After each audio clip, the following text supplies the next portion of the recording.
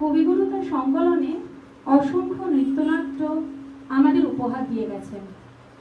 সেই সংকলন থেকে 3 কন্যা, চণ্ডালিকা, চিত্রাঙ্গদা ও শ্যামা এবং মায়ার খেলা, এই নৃত্যনাট্যগুলি আমরা বেছে নিয়েছি গানের মাধ্যমে আপনাদের কাছে উপস্থাপনা করার জন্য।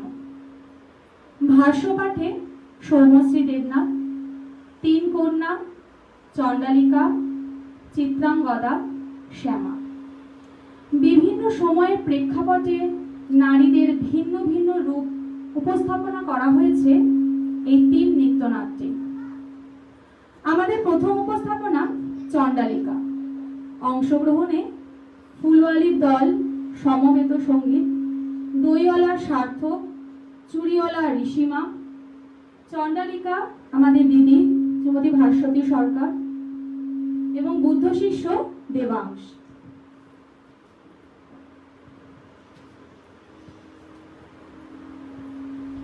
চণ্ডালিকা হলো রবীন্দ্রনাথ ঠাকুরের একটি বিখ্যাত নৃত্যনাট্য, যার মূল বিষয় হলো মানবিকতা ও আত্মসম্মান।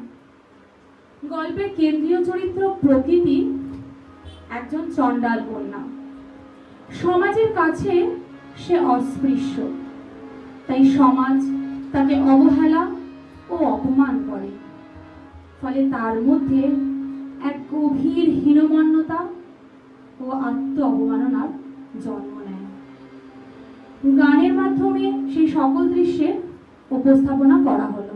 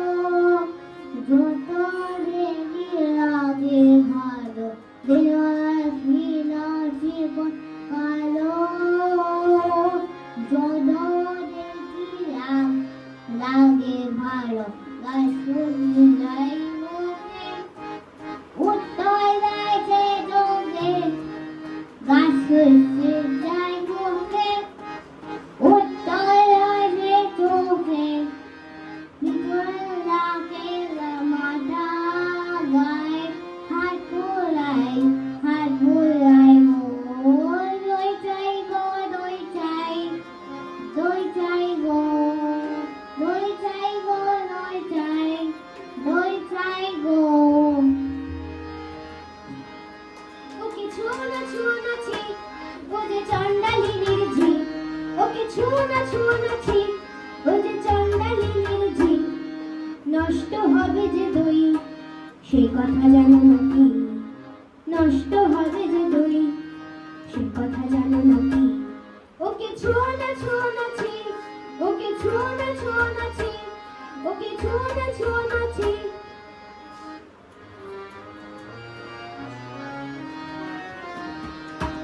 ওগো তোমরা যত পাড়ার মেয়ে, ওগো তোমরা যত পাড়ার মেয়ে, এসো এসো দেখো ঠিক এনেছি কাপড় জোড়া, সোনালি তারে মোড়া।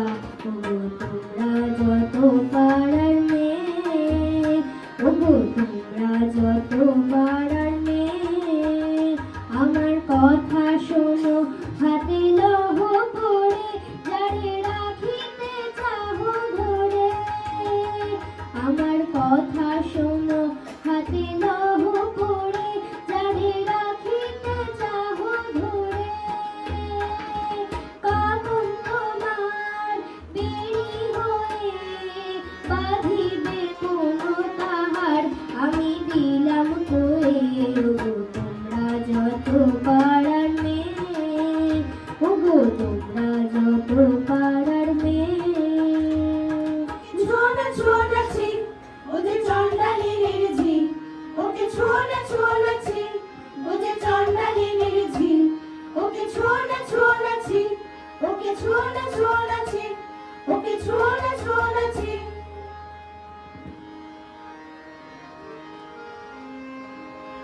যে আমারে পাঠালো অপমানে,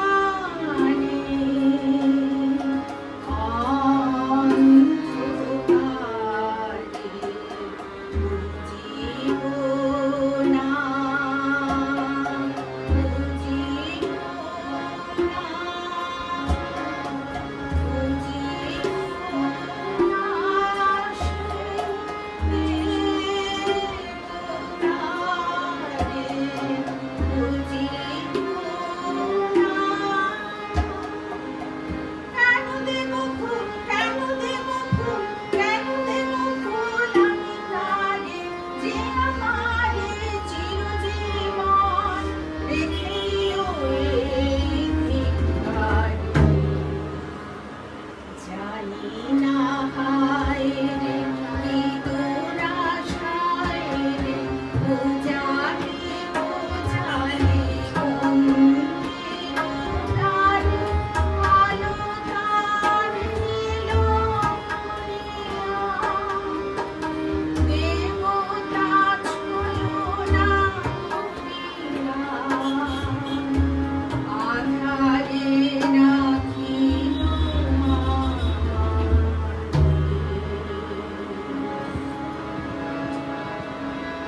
একদিন বৌদ্ধ ভিক্ষুক আনন্দ পথ চলতে গিয়ে তৃষ্ণার্ত হয়ে প্রকৃতির কাছে জল চায়।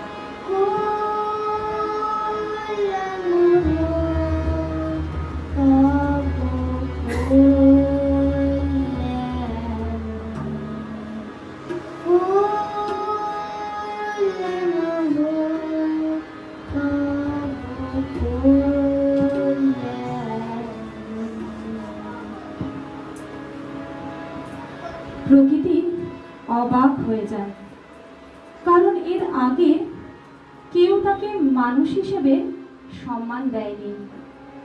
আনন্দ বলে সব মানুষই সমান।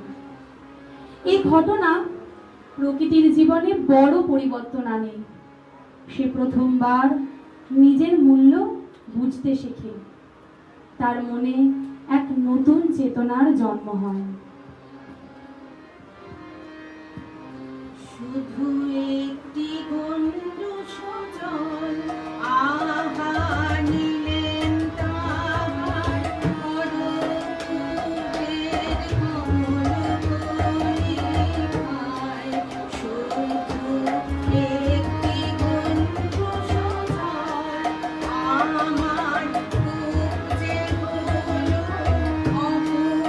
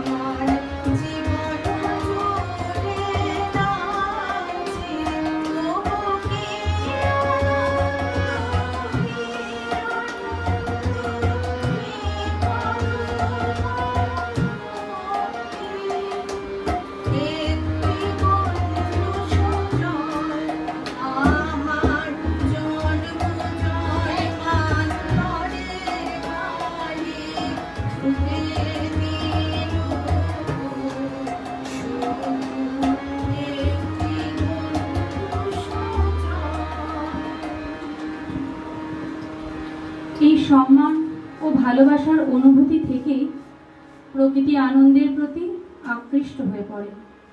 সে তার জাদুকরী মাকে দিয়ে জাদু করে আনন্দকে টেনে আনার চেষ্টা করে। আনন্দ সেই মায়াজালে কষ্ট পেতে থাকে। শেষে প্রকৃতি বুঝতে পারে এটি তার ভুল। সে মাকে দিয়ে সেই মন্ত্র ভঙ্গ করায়। আনন্দ মুক্ত হন। তারপর প্রকৃতির মধ্যে এক গভীর আত্মশুদ্ধি ও উপলব্ধির জন্ম নেয়। সে আনন্দর কাছে ক্ষমা প্রার্থী হয়। এসেছো